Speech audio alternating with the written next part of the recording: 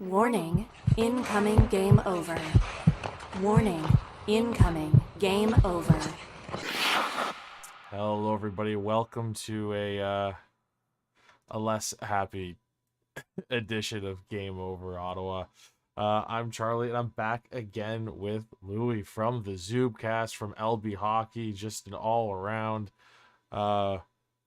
Well, what's the next step past friend of the show? I asked you to be. This is the second time you're on the show in less than a month, and I feel like I'm just like, I don't know. I feel like we need to get like a better game to talk about. Yeah, it looked like it would be a pretty solid game to talk about, but yeah, a bit of a tough end to that to put it lightly, I guess. But man, we'll get into everything, but at the very least, there's some very good things we could take away from this game. It's just, yeah, the outcome was quite brutal. Yeah, basically the exact. Yeah, pretty much. Immediately, by the way, in the chat here from Andrew Robert, Louis, the perfect person to explain this stinker. So, the chat's already on board with the show tonight, which is good to see after that abysmal performance from one specific guy. We'll get into that in a sec. This game, the Ottawa Senators lose 5-4 in overtime against the Philadelphia Flyers. Coming into this game, worth noting that the Sens were 7-1 when scoring first, 1-6 when giving up the first goal. They are now 1-6-1 when giving up the first goal. A bit of a rocky start to the game. Sanheim scores just a couple minutes in. Following that, it's all Sens for the rest of the first, but that first Sanheim goal, not to get too ahead of ourselves here, but I think the first sign that Allmark was maybe not having the best night of his career on that first one. Yeah, it was like at first I was like, uh-oh, Allmark, what was that? Then I realized, okay, maybe like I know it was a far, like there wasn't anyone close or in the lane except for Sanderson that was directly there. So maybe he lost it right at the early part of the shot where if you're a goalie and you don't see the actual release, that's tough because you could see the release and then if you lose it, you can still kind of expect where it's going to be. But by missing that point of exit for the shot, and not being able to see its expected course and velocity and all that, that's tough. But still something you want to be able to save. And I'll let you keep going because we don't need to dive deep into Allmark yet anyway. Yeah. Yeah, immediately after that goal, Sens dominate for the remaining 17 minutes and change of the first. Tkachuk ties it up. Tkachuk still just extremely hot so far this season. He's looking great. Maybe a couple of slower games in the mix there, but he overall on the season he's looked so good.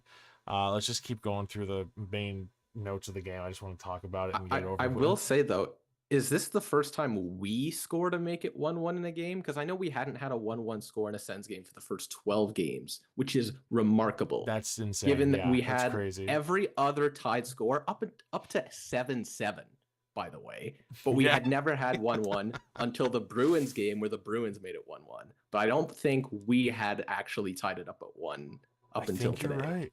I think you're Yeah. right. Jeez, Fun stats with Lewis. game We're 16. back. Game 16. That's nuts. First time the Sens make it 1-1. And then, second period's just like most of that first. The Sens are dominating the second period. Batherson picks them up 2-1. And then they give up a breakaway to Konechny, who ties the game at 2 with just over a minute left. That's one. I know, like if we're gonna tally up, like rather than goals scored, we look at like goals Allmark should have had versus, I don't blame him for it. I don't blame him on that breakaway. That's just Yeah. I can't remember who's the primary assist on that one. That was I believe it was Noah Cates. It was Noah defensive, Cates, yeah. Defensive god Noah Cates, who had some absolutely stellar numbers last year. And I think he even surfaced on, I don't think it was mine, but it may have been Adam's ballot when we did our Zubcast, our NHL awards, and he was on his Selke ballot. So yeah, great defensive player. Never really knew that he had that sort of breakout and playmaking ability in him. And yeah, you can't blame Allmark there. That is a shot coming in with speed on the skater and zero pressure defensively. Like Sanderson was beat up the ice and Konechny snuck past him. That's it. That's not on Allmark. for This now. is not a game I want to admit how much I, same as you. I mean, we're both huge 67s fans. I'm still to this day a massive Travis Konechny fan, but not Oh, tonight. I was like, his draft was 2015, same as Shabbat, so I would have been 14 years old when it happened. I still remember like being so sad to the point where I think I was crying when we passed on him for Colin White at the draft. And I was 19 or just about to turn 19 because I would have been June, and I was like, no, stop it.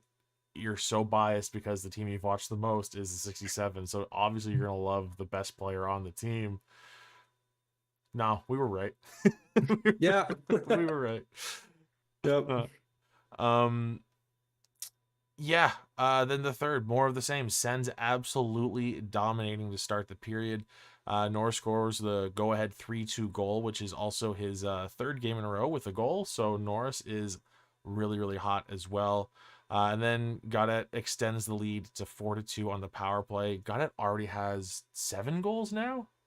Yeah, and what a goal that was. Oh, like, yeah. It's not, he didn't just come in and settle for a shot, which with the level of shooting talent that he has and the hot streak he's been on this season, you could justify just absolutely deciding to rip it there. He had some time and why not? But the fact that he was able to cut in, draw Fedotov to the center, and then just fire it right back on the backhand too in a little bit of a crowded space, that was just remarkable. The hockey god, they do call him that for a reason, and he keeps scorching. He's unbelievable. The confidence to, like, he demanded the puck on that play. Like, the confidence that he has now, like, it's something to see. Did we ever think that this early on in the season, on our second power play, he's potentially the shooter with the most gravity to him? That's crazy. That's absolutely nuts. If you said, yeah, Adam Gaudette's going to be on your second power play, I'd be like, oh God, who's hurt? Like, who? Yeah. Like, yeah. how many Brady, injuries? Timmy, Josh. Yeah, Yeah. like the shoulder's gone again. Yeah, like Yeah. how many injuries are they dealing with in November? My God. Yeah, no, he's blown me away. Anything else positive you want to throw in here before I get to this turning point of the game? So at this point, it's 4-2, right? Yeah, it's 4-2. Shots are, I don't even know what shots are by the point that it's 4-2, but they are. Yeah, because that's what I was trying to think of. I was like, what was like the biggest differential or shot ratio? Yeah, It was 24-4 at some point. Was it even 27? It's just it was 27-7 or 28-7 by the end of the second. Okay. I'm not sure on the timing wise for the shots. And then I guess it's worth noting that yes, after the second period, shots were 28-7 for the Sens. The Sens were then outshot in the third. Yeesh. Worth noting. So it's 4-2 for Ottawa, and it doesn't last especially long. Less than 3 minutes later, it's a tie game. Philly scores 2 quick goals to tie it up. The first one being, the goal to make it 4-3. That's completely on Ullmark. Another softie that he should have had without a doubt. That being who scored the third goal? It was Bobby Brink scored the tying goal. That was it fourth? No, it was Anthony Shaw. Yes, probably? Yes, it was. Yeah. That was a softie. Allmark should have had that one, and then Bobby Brink scores off. I'm not gonna stick Allmark with the fourth goal. I don't think. I mean, that was like he made the first save, and then it's just a funky bounce. Like, I'm mad enough that I want to, but I'm gonna try and stay level headed enough to be like he hasn't earned the benefit of the doubt tonight to have it not attributed to him, but also looking at that in a vacuum, that goal, if that goal had made 4-2 like it should have, that's fine. What, like, Allmark, I don't blame you at all. But yeah, that's rough. So they tied up. Sens played well enough following that through the rest of the third period for the last few minutes and head to OT, where unfortunately Ullmark gives up his third absolute softie of the game, and Matvey Michkov scores the OT winner. and John Tortorella, in his hoodie behind the bench, is saying, "Look how smart I am for sitting him. He's a changed player now," or something. I don't know what Tortorella's going to say about that. I but hate that he's vindicated for yeah, that kind of behavior with the sitting. I But kind of love like, that he wears a hoodie all the time, though. Like, just a side note, yeah, it's that's ridiculous and it rules.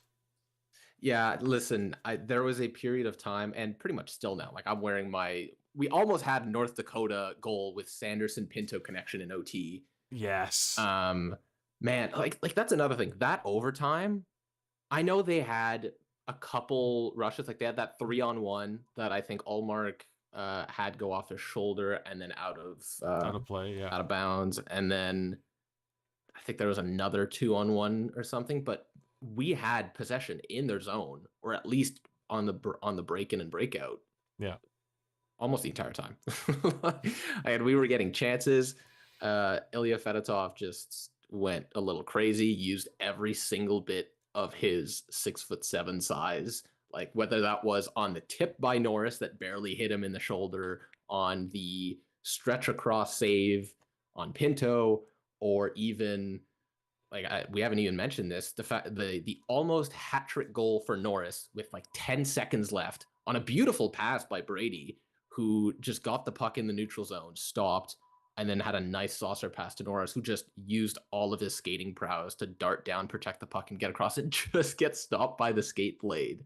Like if he either had a little bit more time to wrap it around or even just lift it rather than trying to stuff it around, man, that would have been one of the best Sens goals of the last, I don't know how long, because you're in a game where you really should be winning. You're absolutely cruising. Norris, who's a guy everybody can cheer for, coming back from injury, getting a hat trick in what's as close to a buzzer beater as you could get game winner.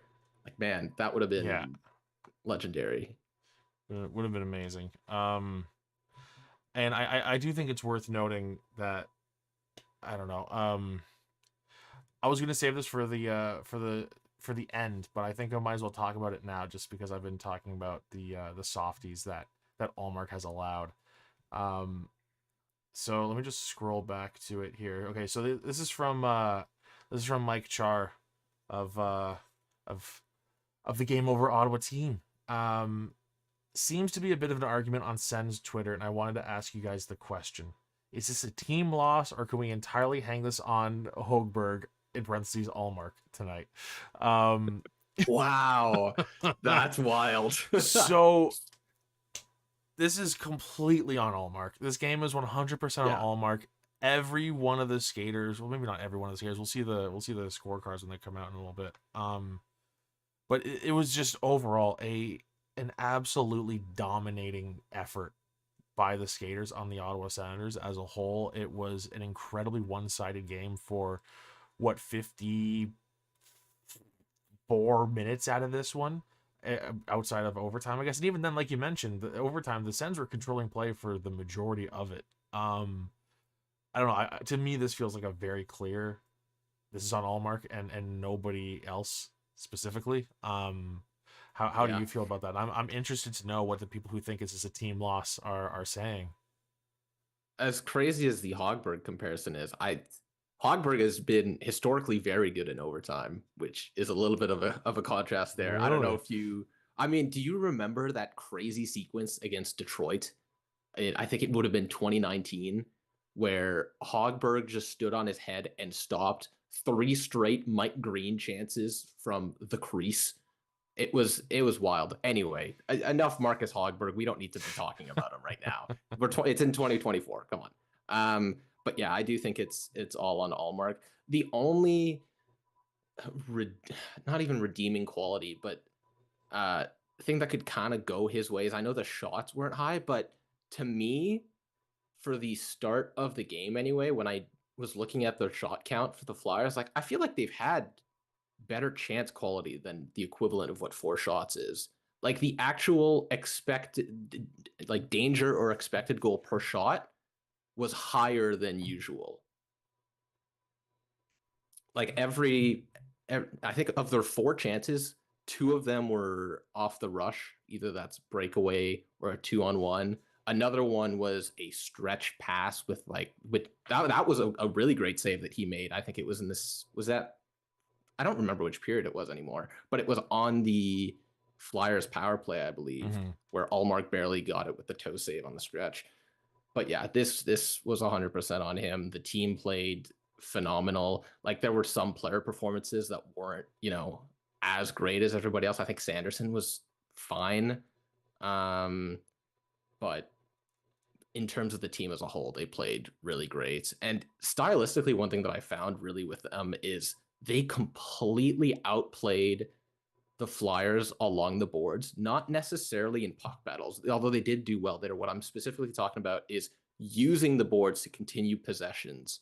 Like there were so many times where the player with the puck, if they were forced to the outside, just let a perfect either short bank or long rim directly to another player who was having a really nice off puck supporting route and was already beating the opposing Flyers defenseman to pick up that puck and continue the possession. And that's something that I saw them do better than they ever have. And I think it's a trend they've been doing more so over the last few games. And that's something that's really translatable to being able to beat better teams. And in the playoffs where size and general grittiness and all that is more emphasized because you get more strict hockey and it's harder to establish possession. So be able to extend them like that is really important. So that was an encouraging sign that I saw from the team, which hopefully continues moving forward. Yeah. It's getting really frustrating to I think it was a few losses ago where I said I'm ready to stop with the the team looks good at least kind of losses, right? I think we're at the point now as a fan base that we're just sick of it, and it's especially rough. Like this feels a lot like that Vegas loss earlier this season. At least they get a point out of it, but it just feels a lot like, you had this one in the bag. How did you let this one go? And coming into this game, I don't know, like the fact that Allmark was outplayed by a guy coming into this game with like an 850 save percentage. Yeah, I saw Josh tweeted about it from our Zubcast account earlier today, and I was like, oh, this is such a game you guys should win. And then not only if you showed me that tweet of Fedotov's save percentage, and then showed me the final shot differential, Oh my like God, the amount of yeah. shots, I'd be like, oh, Yeah. easy win. Don't even need to worry about it. Oh, you're telling me we lost? That's actually insane. Yeah. And it's like how many times was Fedotov completely out of his net when there was like a loose puck in front and just nobody in a black jersey got to it? Like he was completely out of position, the puck is loose, and like this big scramble in front of it. That must have happened 3-4 times tonight, and no one even got in the puck. last minute, right? Yeah. Like there was Batherson and then Stutzla and almost Zub had a chance where Fedotov was flopping around trying to find his way in the crease. And I think, first of all, that's very reminiscent of Sogard. But what I also want to talk about is that I think that was prominent on both sides, not just in front of their net, but on our end, I felt like we were doing a really good job. And this is what I think drove a lot of the shots down early on is every time there was a puck that was directed towards the net and was likely blocked because, only 4 of them made their way to the actual net for the first half and then dropped in front. We were really good at establishing body positioning, either to just prevent opposing net front guys on their team to get a shot or just to get the puck at all and be able to, whack it away. Like it was really impressive what they were able to do. And that's something that I think Clevin has been doing a really good job of. But our forwards, whether that's the center or the wingers too, on the weak side that were collapsing in, they were doing a really good job establishing body positioning. And that's something we really haven't had on the back end. Like looking to past years, as much as I loved Brandstrom, his net front play was probably one of his worst things. The rest of our defensemen, we just haven't had that type of actually effective defensive defense. And we've had, the good Bransons, the Josh Browns, and the currently Travis Hamonicks, but those I don't think count. Let's be honest. Yeah. Those were more past their primes, not really effective kind of guys. But it's another thing where it's a more physically effective, right? Not meaningless physicality, but one that can really drive good results. And if that's something that is used to that extent over any other game, you're going to win more Yeah. often than not. Yeah. I think on that note, I'd love to just kind of transition into talking about team defense in general. Is there anything else you want to quickly touch on about the game tonight, specifically before we talk about the fact that this team has been so good with shot suppression for the last several games? I don't think so. I think we've touched on everything. I'm just going to give another shout out to Josh Norris for an excellent game and continuing his streak. Because it's been tough for him over the last few years with Yeah. everything, and seeing him get back on his feet and do so well, especially today and recently, is heartwarming for sure. Absolutely. So we'll get into defense here in just a second, but before we do that, just got to let everyone know about our flagship show on the Game Over Network is Hyperdrive Hockey. It's all things hockey across various leagues in multiple countries, whatever it is and wherever it is. Max, Daphne, and Kev have you covered for all your hockey news with a steady dose of fun and fan engagement. You can find the Hyperdrive Hockey podcast on the Game Over Network YouTube channel or wherever you listen to your favorite podcasts, and you can find that on the Hyperdrive Hockey page at thegameovernetwork.com. Okay, so let's try and keep it. Like, I'm pissed about this one, but let's do a positive here. I have a feeling that when we get to like talking to the chat at the end, it's gonna get like real negative again, and I'm gonna get sucked into that. So let's be positive for a bit. Yeah, let's be uplifting. Let's be happy for just a bit. It'll be better for all of us if we try not to be negative or overly negative anyway. At 10:21 p.m. on a Thursday in mid-November. Exactly. I think we're gonna do our best to stay sane a little bit here.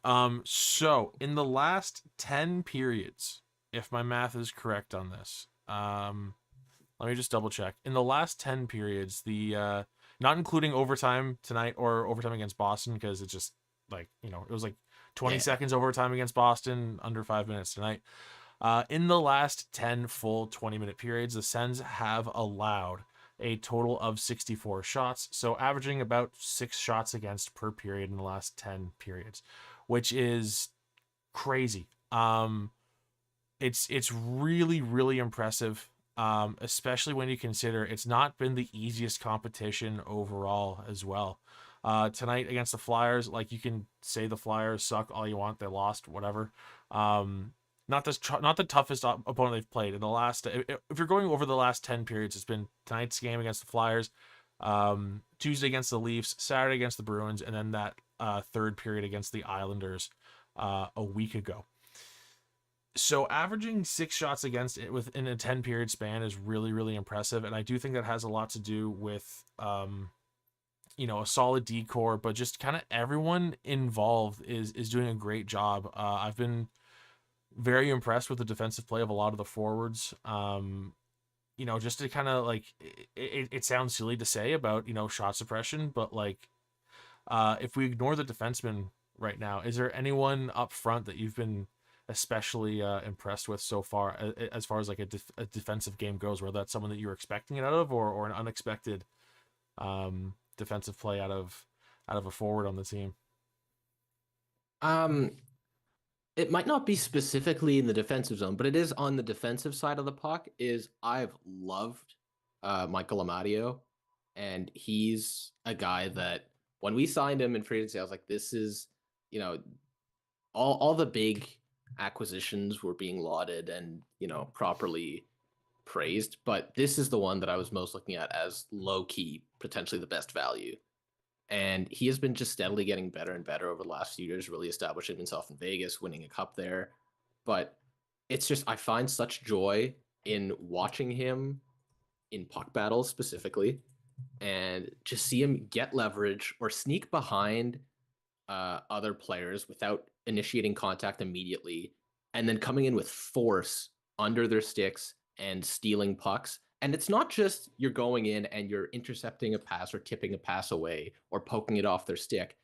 It's the rate at which he is sneaking up on them and immediately grabbing the puck and offloading it to have a chance or establish some sort of entry or possession.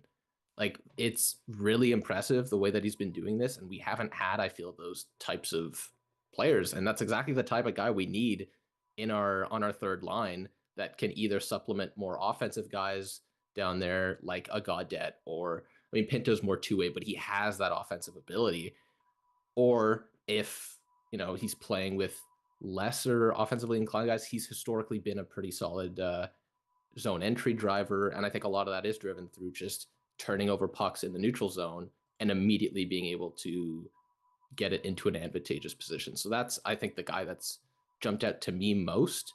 I know Giroux has been doing a little bit more stuff that I've been looking out for him because he's been pretty solid defensively during his time with the Flyers. And then as soon as he came over to Ottawa, the offense was great, don't get me wrong, but the suppression numbers kind of tumbled pretty significantly under DJ Smith. So I was wondering if with the new coach where there's more of a defensive structure, and given he's a guy that's more structurally based rather than aggressive defense due to his age and just general methodical approach, I wanted to see if those numbers would go up. I don't have them right now on me, but it has just seemed while watching it that it's fit his defensive style more, the type of style and system we've played. So that's something that I'm going to be looking to as the season keeps going. But Amadio really has been the guy that I've been impressed with. I'm with you. I was, I don't think he's ever looked necessarily bad defensively. I think he's always looked at the very least solid, even on his, not his solid nights. There was a lot of concern about lack of scoring from him through the first, I guess, dozen or so games. But then he put up it was back-to-back games with a goal, right? A little while ago. But like, he wasn't brought in for offensive prowess, right? He's never been a big producer. People will complain, but. Of course, yeah. And as is their right, people will complain, and I will just tell you you're wrong. But yeah, like, that's the thing. He does really everything really nice on the micro level, even though if it doesn't drive up his production. So I'm just happy we have a guy that can do all those things when it seems like we've kind of had a bit of a black hole in that aspect in the last few years. For sure. Is that really like as far as I can go about being positive about this team right now on shot suppression? I mean, it's impressive. Well, it's been an impressive showing over the last few games. Not the greatest results in those games. I mean, in those last 4 games that I'm referencing with the 10 periods, it's 2-1-1. It's fine. You'd like it to be 3-1 after tonight, but I'm really hoping that this 1 point that they lost out on tonight, that the 2 points they should have had against Vegas, this team is looking so good. This team is looking good. I know. And if they miss the playoffs by 3 points. Yes. The thing is, every team can point to games like that. It's going to happen to everyone. Yeah. That's the nature of an 82-game season with so much parity in the league in an inherently chaotic sport. All right? It's going to happen. And if we want to get into more positives, I have at least one. I know we talked about the forwards helping defensively, but I want to, this is rare for me, but do some Tyler Kleven praise. Okay. I'm into it. Yeah. So he has been tasked with some not great quality of teammates, being next to Hamonic for a good bit. JBD has been finding his stride. Obviously, he's been scratched last few games, but he was at a point, JBD was first or second in terms of expected goals against per 60, like first as in lowest for all defensemen with 100 plus minutes at 5-on-5, which is phenomenal and something you never would have really expected leading into this. But yeah, back to Kleven. I was telling Charlie, I've just updated my single season player cards at lbhockey.com. Shameless plug.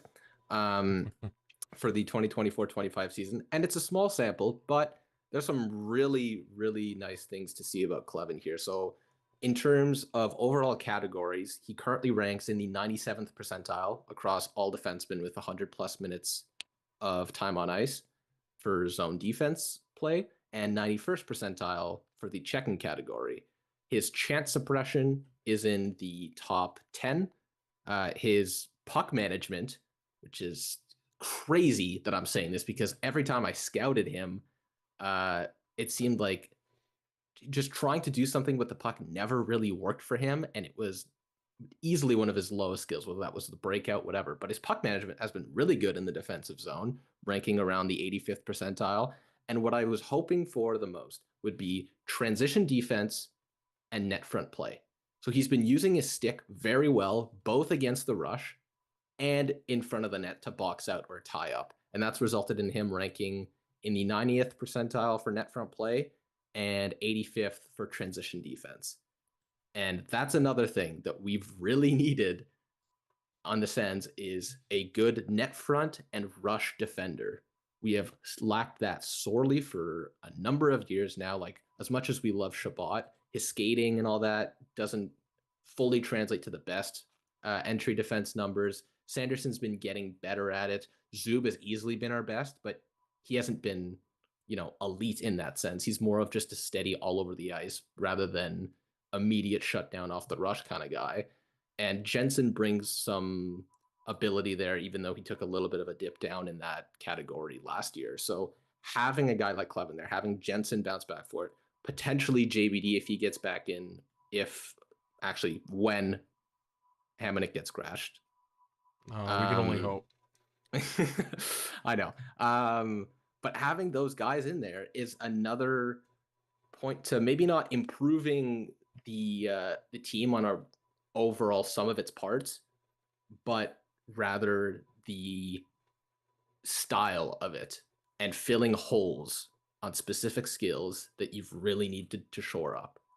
And that's, for Jensen, sure, you traded away Chychrun, but you get that type of player that fits exactly the type of mold that you need and helps Chabot so much, which we'll talk about later as well, and how much that has helped him. On this subject, well, as you brought it up, I might be crazy, but I did tweet out tonight that honestly, in the last 10 games or so, I have been just as, if not more, impressed with Jensen than I ever was in a stretch that long with Chychrun. Yeah. Chychrun's best stretch was is it just like he's the shiny new toy and that's why? Like, what's like honest, genuinely he's not going to put up double digit goals and 40 points or anything, but like just his all around first of all, his ability to carry the puck is not something I was expecting coming into the season. I don't know if that's just been there and I haven't noticed it in the past, but like, my God, that was a surprise. And also just the fact that now like we can watch Chabot have someone that I feel comfortable watching play with him in the defensive zone. Like, I don't know, maybe I'm just like super anti Chychrun in my brain because of how things, went down. But like, honestly, like I've been blown away by Jensen. Yeah. And when I originally was looking, I've been looking into Jensen as an option the Sens could trade for a while now. I think I have a tweet from like February of 2023, literally talking about how we should get Jensen and that he's the ideal complement to Chabot on a pair, which is funny now that there you go. Sure enough, it works. But yeah, when I first looked into his data on my side of things, I was surprised. Sure enough, he had the bronze elusive carrier badge. I was like, there's no way. This can't be for real. And I assume because the things that go into that are essentially penalty differential for your ability to draw penalties by carrying the puck and being able to get around players, forcing them to take tripping or slashing or hooking penalties, whatever, and zone entries through carries. I was like, it's got to be just him not taking penalties and all that. It's got to be some flaw in the model that he's just barely getting to the threshold. But no, like we saw it in that one shift specifically against Utah, right? I don't know if you remember, but his assist to Giroux. Like, who was that?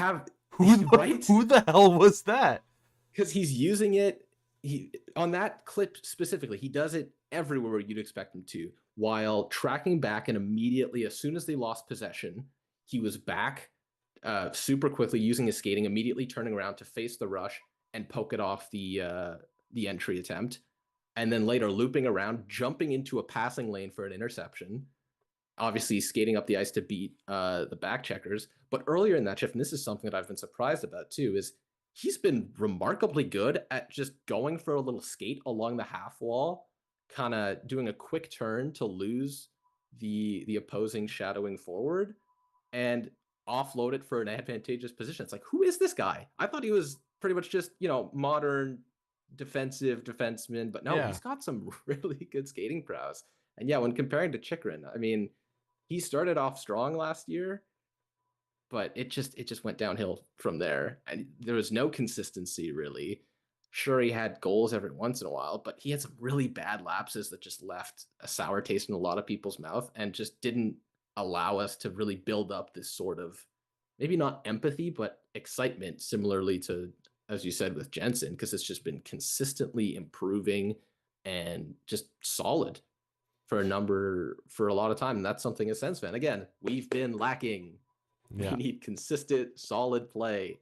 And seeing that is just turning on it's activating a neuron that we've needed and had disabled for far too long now. Oh yeah. And I think that's why it's probably clicking so much for us. Yeah. All right. Well, with that, you want to get into some Thomas Chabot talk here in a sec? Absolutely. All right. Well, right before we do that, I do have more to talk to the viewers about. So, obviously, Game Over here, we are an independent network, and we're focused on community inclusion and quality people. And if you're interested in supporting the Game Over network, we do have some crowdfunding options available. We have a link to our Patreon page in the description. And we are also working on a page through LaRouche, which is a crowdfunding platform for companies that are originating in Quebec. For LaRouche, we're going to aim to raise $15,000. And if we hit that goal, we can gain access to government grants. And that will also allow us to employ more people, pay our current employees as fair of a wage as we possibly can.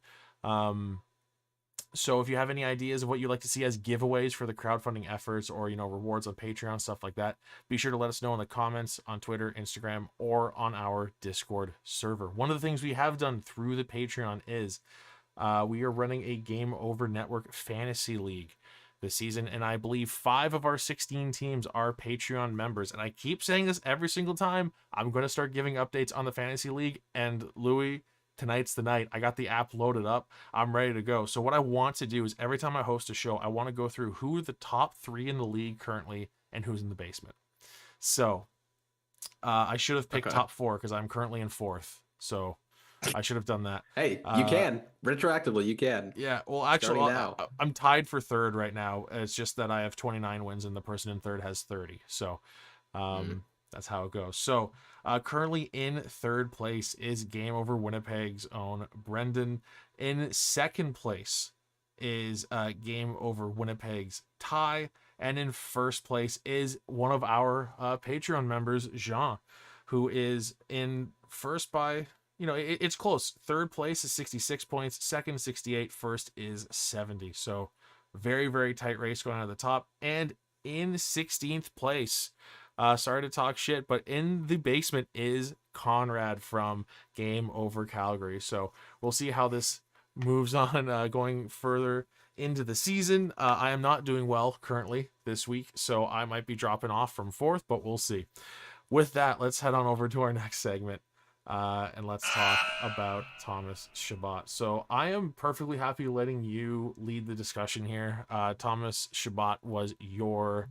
you're the one who wanted to talk about him, and I'd love to just hear you say whatever it is you got to say about him, and lead this discussion. Hell yeah. So I'm gonna hijack a bit of what I wrote. I've been doing this little Sens season preview series where I went over all the major pieces over at my website, LB Hockey, and kind of just highlighting a part of every player that I want to focus on and that could have a really big impact on the Sens this year. And Chabot was the first guy that I had done a write-up about for the defenseman and goalies portion, because he mentioned in the summer, I guess it would have been late summer, early fall at that point, he talked about how he had been dealing with a wrist issue over the last couple of years, dating back to 2022, and that had never really fully healed. And it probably led him to missing some of those, like a couple of those injuries where he missed a good bit of time was probably a byproduct of that, right? And I wanted to kind of analyze how his play changed over that period relative to before, and wasn't much of a points change. Like I know we've talked about Shabbat maybe not being the most consistent over the years, like recently even going down a little bit, but that could be explained again due to the wrist injury.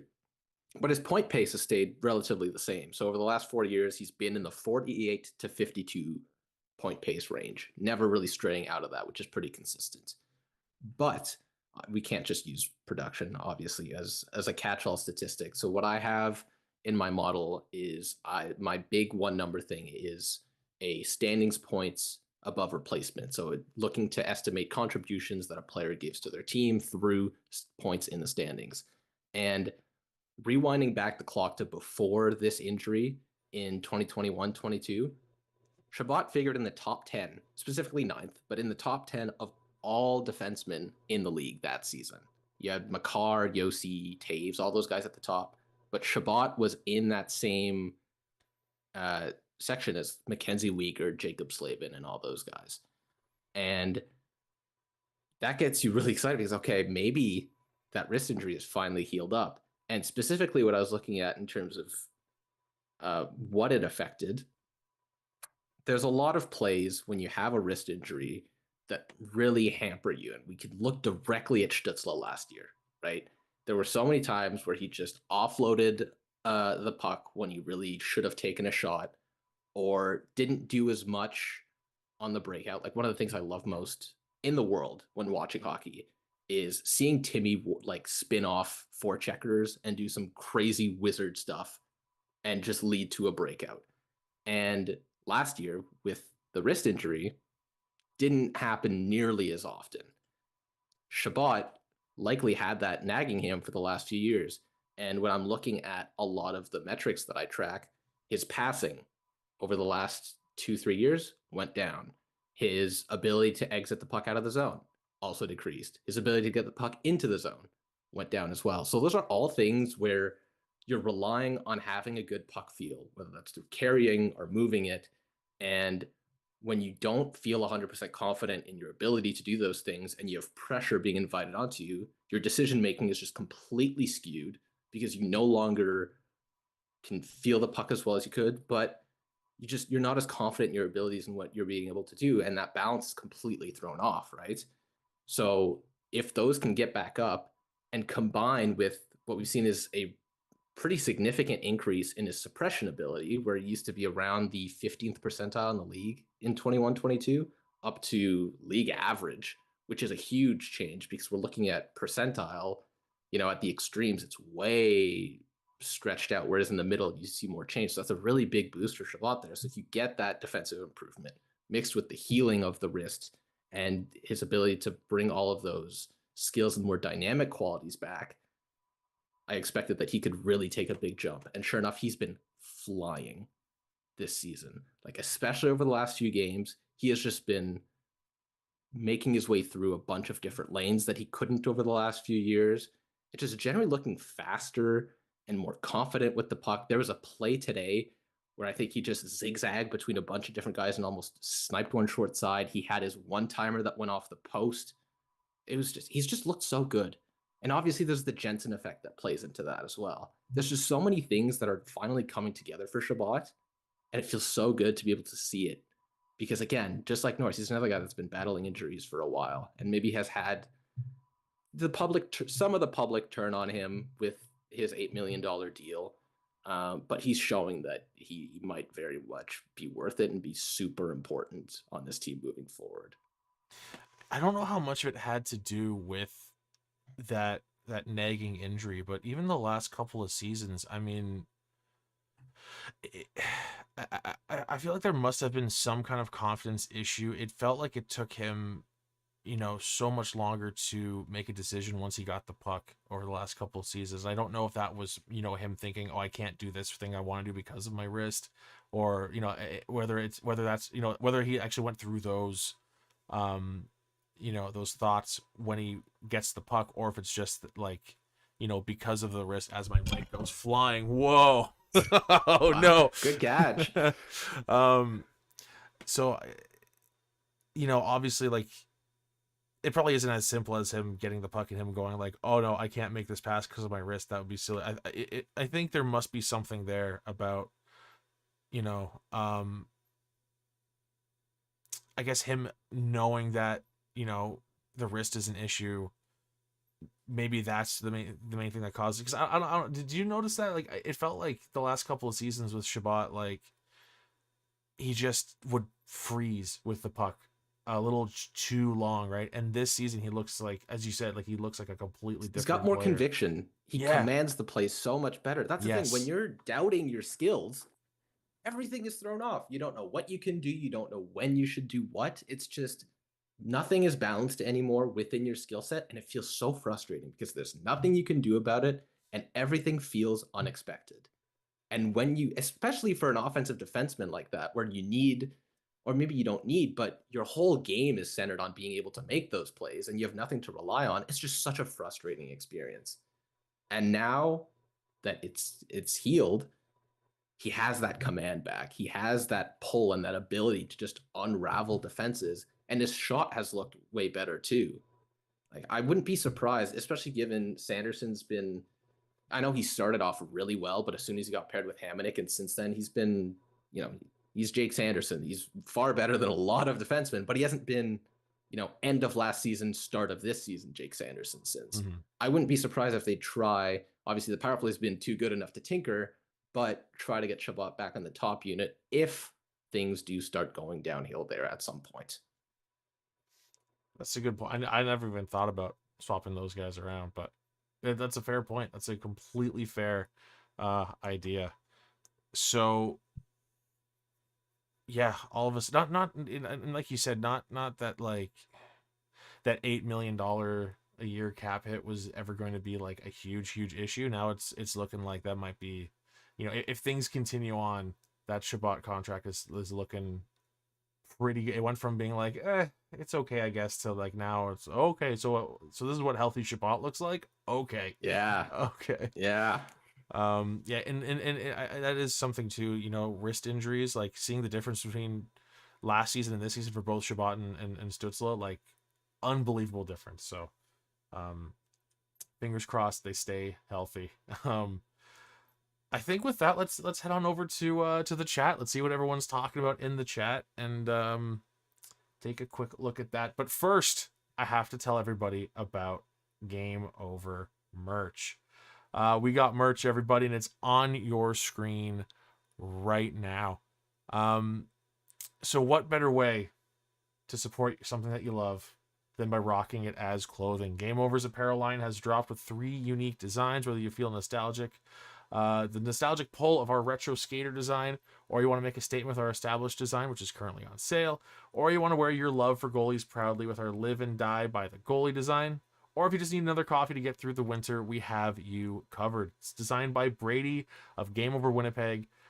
Every single design, he did a phenomenal job. Use the QR code on stream now and take a look through our apparel store and help us rebuild local sports media in Canada while repping your community. I ordered both the hoodies. They are fantastic. Big fan, not biased at all. Let's head on over to our final segment here and just see what people are talking about in the chat. And if you're watching live right now, be sure to throw something else in the chat if you want us to talk about it. If you have a question, comment, whatever about tonight's game or the Sens in general. Let's see here. What are we going here? I scrolled too far up here. Let's see. Well, from Maude says it's a good thing I'm not on the show tonight because I'm angry in all caps. Oh, Maude, no. Okay, now here we go. Now I'm all caught up. So what we got here? We got J Money in the chat. Noted Flyers fan, J Money. Not trying to push our buttons at all. It's okay. We love Jay. Let's see here. So from Ty Smith in the chat, longtime viewer, this game was definitely PTSD inducing, but it was 2 games, this one and the Buffalo one from him. He'll rebound from it. Yeah, like for Allmark,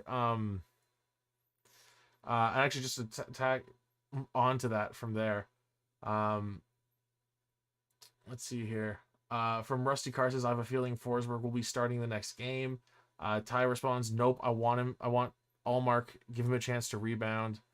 And then same with Mike saying start Allmark next game, short leash. Yeah, I think you got to start Allmark next game, especially the next game. What is it? Calgary? No, not Calgary. Carolina next game, right? Yes. Yeah, I'm trying to find the actual schedule. Do you have like the? Cause Yes. So they go the next few games: Hurricanes, Oilers, Golden Knights, Canucks, Flames, Sharks, Kings, Ducks. Yeah, like if you don't start Allmark against Carolina, we don't play again until Tuesday against Edmonton. So you're saying that, like, if we don't start Allmark there, he doesn't play for that has to stew for almost a full week. Yeah. And then you come in against, and I know they haven't had the best start, but it's still Draisaitl, McDavid, like, Yeah, like that's a bit of a tough situation to put him in. And I know he hasn't necessarily deserved the great situation, but I think you do like short leash, but you start him on against the Hurricanes, especially for a team like that where they are way more volume than efficiency driven. Right, for the last however many years under Rod the Bod system in Carolina, Yeah. they've always been a team that just pours on the pressure and gets a lot of shots and gets everything on net. Everything is go, go, go all the time. And that could be a way to build back up confidence by really accruing bit by bit shots that may be lower danger, I guess I should say, and getting that confidence back up. I think that's a good way for him to hopefully get back in the game. We're the best bet anyway, in my opinion. Yeah, another really good point from Ty in the chat here. Starting Forsberg and having him lay an egg against tough competition can demoralize the team and fan base quickly. Yeah, after this one, if you put Forsberg in and he, has a, we'll just say like a performance like Allmark tonight, that's suddenly a really, really difficult position to be in, both for Forsberg and Allmark and just the fan base in general. So yeah, I would say just keep running with Allmark and just hope for the best going forward. If Allmark has another stinker against Carolina, you probably have to go with Forsberg against the Oilers, but we'll see. We'll see how that all goes. From Higgy04 in the chat, is JBD on the verge of being sent down to Belleville? 4 straight games, he's been a healthy scratch. No, because I mean, first of all, I don't think there's any way he would make it through waivers. Small sample size, but he's looked very good this season. And like, and I know it's a coaching thing, but like, Hamonic over JBD is wild. Yeah, like I'm at a point where I don't have the words anymore just to explain or complain about this keeping happening. It's like, yep, this is a universal constant. Hamonic is going to keep getting games no matter what. Like he was literally, and I know it's not like people in the coaching staff like this, but yeah, he was last in my model last year in terms of standings points above replacement across the whole league. Last place. He cost the Sens 1 standings point, which I think is very generous, and it might be worse. But man, yeah, JVD, I could see him clear, but it's not worth it. There's no point in sending him down. I think sure maybe you want him to get reps in Belleville, but he is what he is at this point. I think. Yeah, he was drafted in 2018, so that would place him 24, 25 years old now. I don't think there's much more to be developed, so you might as well keep him with the team, keep him going through the motions with practice and all that. And if there's an injury, and there likely will be given our defensive core's propensity to getting injured with Zub and Chabot and all that, it's just good to have him up. And yes, hopefully he takes Hamonic's spot on a fully healthy roster, but I don't really see it. The only way in which I could really see them sending him down would be in that Dante Fabro kind of situation where they need to make cap space, because I was looking into this, and technically they did have the cap space for Fabro if they shrunk the roster down to 12 forwards exactly, and only rocked with 7 defensemen. Sure, they could run with more forwards and run 6 defensemen, but Hamonic has a no move clause. So right. fun times. But yeah, that's probably the only situation. If there's a defenseman like that pops up again and they need to shrink the roster to accommodate the cap hit, that's probably the most likely scenario where I see him get sent down. Just put him in the lineup. Just let him and Clevin have fun on the third pairing. They looked good. They've been good together. Like, yeah, come on. really I never good thought I'd say together. this, but they've actually been solid on the breakout. Like, what? I don't get it. Like, stats and eye test wise, it's so obvious. Across It's the board. so obvious. I don't know what they're seeing, man. Like, I'm sure he's a great guy. I'm sure Hamonic is a great person. And I have nothing against him personally. It's just, man, I want somebody else playing hockey in that spot for my team, please. Yeah. Ideally, God, I don't know. Like we've talked about this. You've said that you have Hamonic at like what, 9th on the depth chart for defense? Oh, it might be lower at this point. Yeah. Yeah. I don't know, man. It's just like I've run out of words. It's the best way. I've run out of words to complain or try to reason with the Hamonic of it all. God. And worth noting here as well, Ty Smith, in response to me saying I won't be in 4th place anymore because I'm losing this week. He says, I said I'm doing I'm not going to win this week. He says, yes, you are. Allmark killed me, and he's right. I am now up 8-4 this week. So, you've won, but at what cost? That's great. Yeah. No, I'm looking good. I got 4 wins, a 1.6 goals against, and a 944 save percentage on the week. So, I think I'm just gonna sit my goalies for the rest of the week. Good to know. Thanks for the heads up, Ty. Appreciate it, buddy. Yeah. Game Over Calgary says, don't forget to like the stream. That's right, everybody. Make sure you like the stream. God, and then there's some Chikrin talk here I'd like to get into as well here. So from Ty says Chikrin's greatest value was his cap hit. Once he gets paid, he's going to be another offensive-minded defenseman with glaring defensive warts. And then Maude adds to it, if Chikrin gets anything above $6 million on his next deal, it'll be one of the worst in the league. Yeah, I mean, you look at his production last year. It was 41 points, good. 14 goals is nothing to scoff at, but it's 14 goals, 41 points. It's not something that you're going to be like, yeah, this completely outweighs the horrid suppression numbers and complete inability to defend against the rush. Like, no. Yeah. He is still a solid, I'd say, second pair defenseman, but you got to play him with the right partner to shore up that defensive side of things. And I don't think that warrants getting as big of a contract as it looks like he may get. And listen, I think he started off strong this year. I don't have, actually, I do have it like right here. Hold on. What's his production? I have 9. Does that make sense? Oh, he's been injured? Does that make sense? That Chikrin has missed games due to injury this season? It sounds like him. I mean, it's very, yeah.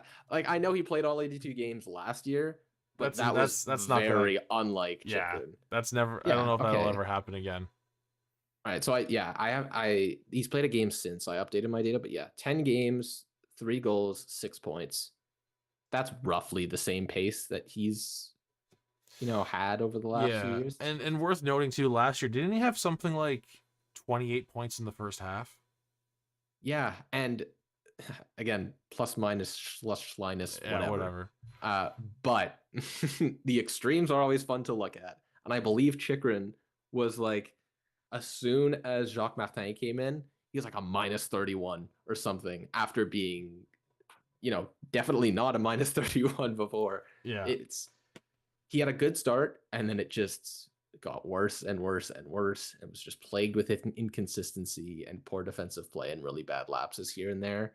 And yeah, he's one of the few defensemen I will say that can pretty consistently score a good amount of goals. Like, you have your Dougie Hamiltons in there and all that, and finishing on the defensive side especially is highly variable, but he can do that. The thing is, I don't think it outweighs a lot of the other parts of his game. Like, you got to put him in a very specific environment to really get everything out of him to get max value.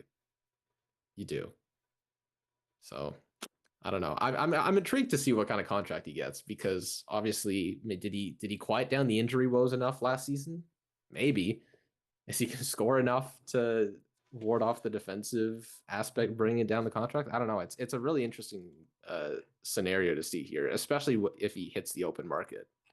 Yeah, I mean, to answer those, hypothetical, um, like questions to an extent. I mean, we love Jensen. We were just talking about how impressed we are with Nick Jensen so far this season. I think Jacob Chikrin should have gotten more in a trade. 100%. When he was sent to Washington. I didn't like the return in terms of pure value. Yeah, I mean, most outside of the Allmark trade, I feel like most moves that the Sens made this offseason, you weren't getting full value back. I think it made sense. Like Chikrin for Jensen doesn't make sense on paper, absolutely, as far as filling out the lineup and finding a player to play with Chabot all the time. It made sense. You were getting 80 cents back on the dollar, but that's fine. It made sense. It was the right move. You can extend it to the Perron signing too. I don't think value-wise it's great, but you can understand why they did it, especially the 2 years. I was like, I don't know about that. But yeah, I also just want to say I wanted to take a quick look in the tiny sample data that I have, but Jensen is a significant amount higher this season in terms of SPAR percentile rather than Chikrin. So steady Steve at it again. Yeah. And even like replace, I know that's not how this works. It was 2 completely different transactions, but essentially replacing Joseph with Amadio, like that's essentially what happened. Yeah, like I know you gave up a pick to get rid of Joseph, which is still crazy to me. You should be getting a third, right? Yes, it's like, what is with the incapability of properly valuing Matthew Joseph in this league? He is, or Wallman. I don't like. Yes, okay, that's true. The Wallman trade is even more ridiculous. Like so many picks going around to also get a solid player. It's so strange. And those are the kinds of trades that the Sens should have been doing when they had a ton of cap space and just didn't. Like, man. I wonder how Wallman would look with Cleven or JBD.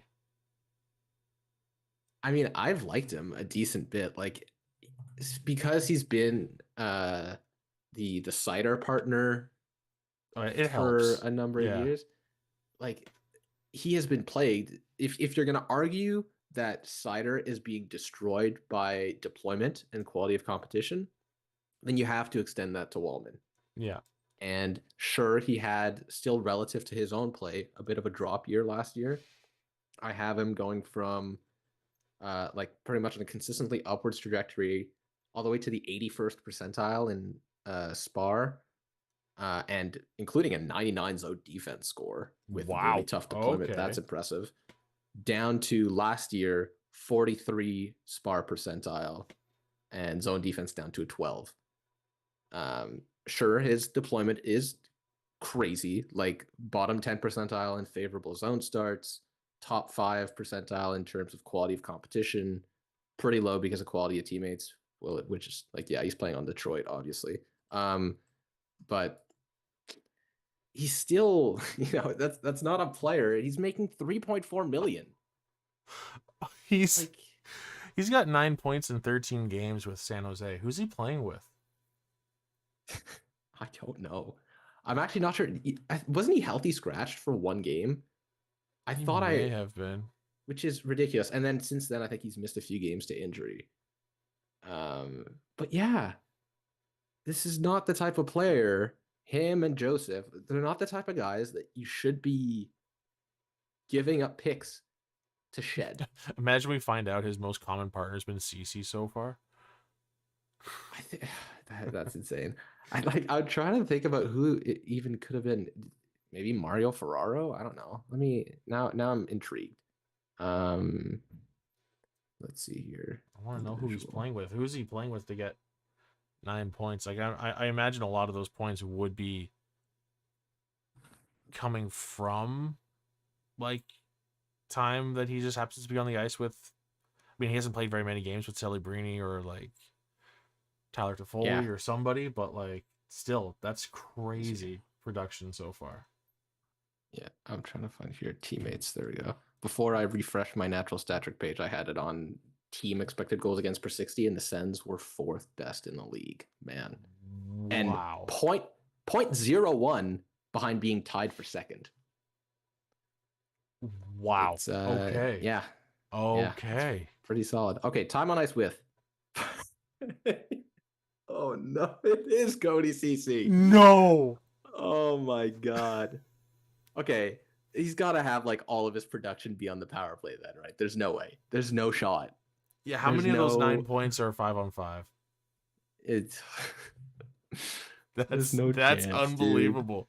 How is that first pair actually working? That's so stupid. 5-on-5. Let's see this. That's unbelievable. That's ridiculous. Like he's played. It's so extreme to the point where he has even played more time with CC than any individual goalie. Think of how crazy that is. Like every time you're on the ice with your starting goalie, all right, it's pretty much the entirety of the game. It's the whole game. Yet he, because of the split between Blackwood and Vanacek, it hasn't been quite even with around, I think that's a 50% more time for Blackwood than Vanacek here in this Wallman sample. CC blows it out of the water. 165 minutes at even strength with Cody CC, 125 with Blackwood, 80 with Vanacek, and then the first forward is Alexander Wedberg at 72. There is That's no other unbelievable. defenseman in the top 15 until you get to Jan Ruta at 14 minutes, which is you've reached like insignificant sample size here. Oh my god. Ty in the chat says Wallman has 1 power play point. He has 8 points. He has 8 5-on-5 points in 13 games playing with Cody CC. That's ridiculous. No way. That is okay. So he has 3 at 5-on-5 specifically. He has 1 goal, 4 assists. So okay. he's got 3 assists at non 5-on-5 even strength, whether that's 3-on-3 he's been playing a bunch overtime of or 4-on-4. OT or 4-on-4. Okay. Yeah. Okay, that's a little Still, less crazy, but that's still a it's little still crazy. ridiculous. Yeah. That's still. Oh my god. Okay. Wow. Shout out Jake Wallman, man. That's unbelievable. He's thriving despite the horrors. Yeah. Well, with that Jake Wallman rabbit hole, I think we'll wrap up the show here. Probably a good call. Yeah. We're getting this deep into Cody CC Jake Wallman territory, man. Holy. Well, thank you everyone for tuning in. Appreciate it as always, and thank you for coming back on the show again, Louis, in such short order from the last time. I'm sure it won't be the last. And yeah, I mean, like plug whatever you got to plug here. Let everyone know what they can where they can find you and what you're offering.